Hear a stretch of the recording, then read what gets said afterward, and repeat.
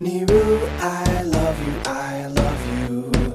I've been waiting oh so long to tell you. No matter how far, wherever you are, you're always very close to my heart. My heart, heart.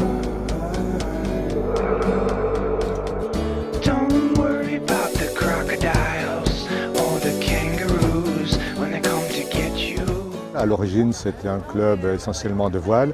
Il y a une section plongée et maintenant, bien sûr, avec les nouvelles pratiques, donc on a également donc, le stand-up paddle, donc l'objet de notre manifestation aujourd'hui.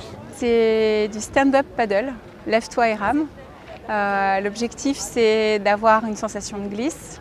Et c'est ce que j'apprécie dans le paddle, c'est qu'on a plusieurs possibilités. On peut aussi bien faire du surf paddle que de la race, que de la balade, du touring, que du yoga, que de la balade en famille.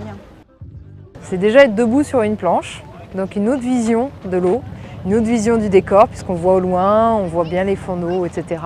Et puis pour le corps, ça permet de faire pratiquer tout le corps, pas que les bras comme en kayak ou en aviron, on a tendance à travailler surtout le haut, mais vraiment travailler tout le corps.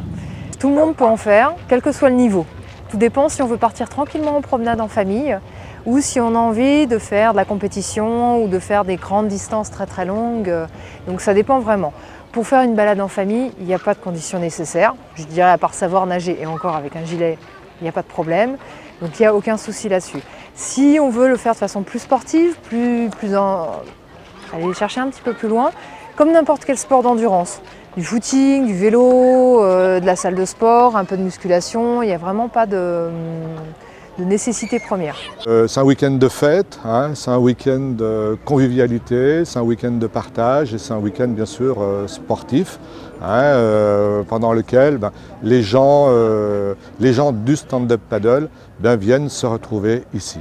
Alors la première journée, hier, c'était une course de 15 km hein, qui était une étape de la Coupe de France. Hein. Donc c'est une longue distance en ligne droite. Et puis donc aujourd'hui, nous avons deux courses. On a eu une course ce matin, donc la Technical Race, où là les gens sont obligés de contourner des bouées, faire un passage beach. C'est un petit peu plus technique. Et cet après-midi, on va faire la dernière course qui est ouverte pour tout le monde. Tous ceux qui veulent participer pour découvrir, faire une petite distance de stand-up paddle et puis découvrir ce sport-là et puis leur donner envie de venir pratiquer dans des clubs nautiques. Et le paddle, ça fait forcer sur tous les membres du corps, donc être assez costaud de tout le corps, donc ça c'est vraiment bien.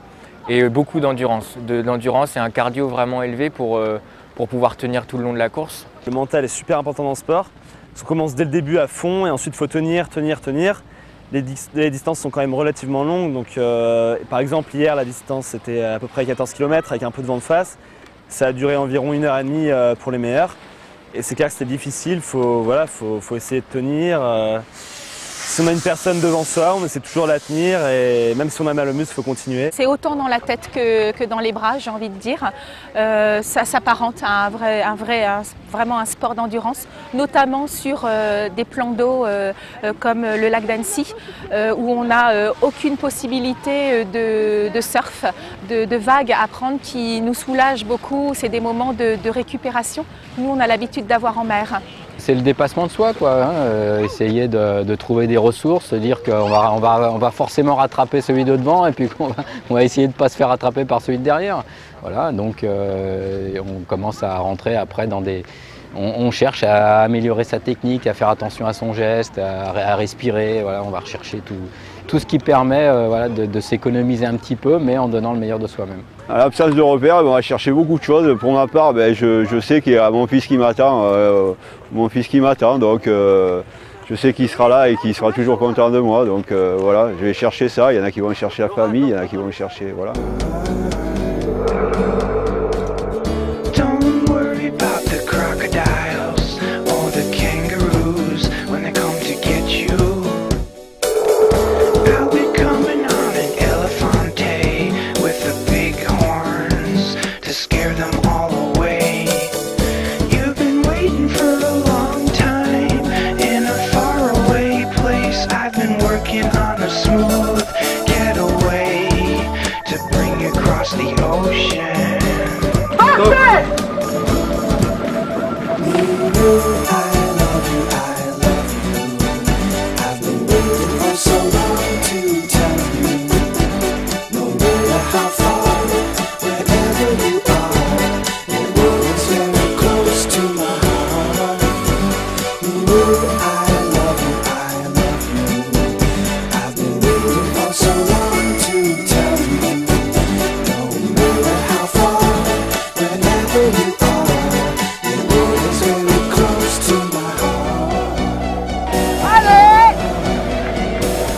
Entre la flamme et nous! Entre la flamme et nous! Don't worry about the long delay. You can be sure I'd make an escalator across the Sahara Desert into your front door if I could see you right now. I'd wiggle your toes and let you know that everything will be fine. That someday we'll be together like peas in a pod on a carnival saucer. I love you, I love you. I've been waiting oh so long to tell you. No matter how far, wherever you are, you're always very close to my heart. Niru, I love you, I love you. I've been waiting oh so long to tell you. No matter how far, wherever you are, you're always very close to my heart. My